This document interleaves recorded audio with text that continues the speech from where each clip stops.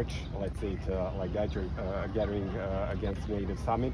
So how do you see the NATO summit here? 75 years of NATO already. So how do you see their actions and everything? Yeah, 75 years, too many. It's not needed. It's extremely damaging. It is the leading cause of the risk of nuclear war. And it is based on a mythology that it's a gathering of democratic representatives of democratic nations dedicated to protecting themselves against an attack. NATO has never waged a war to defend a member against an attack. It's never happened. Since it started fighting wars in the former Yugoslavia back in the 1990s, it's waged wars far and wide at its discretion, without even the consensus of its members, certainly without any authorization by the United Nations or any law or treaty.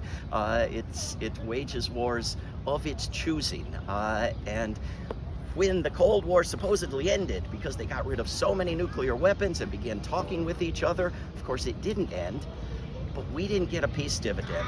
They dumped all that money and more into the war machine because of NATO, because NATO said we can legitimize wars. We don't need the United Nations. We don't need it to be defensive. We don't need it to make any sense. We'll call it a humanitarian war, and that'll be good enough. And this is what they've done. Their biggest accomplishment is 20 years of destroying Afghanistan.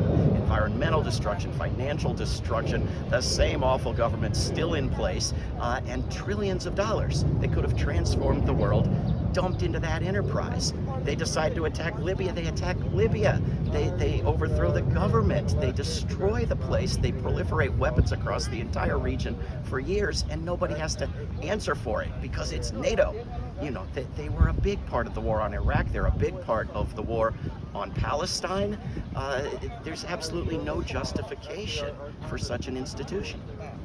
Thank you very much. And just your name once again, sorry about that.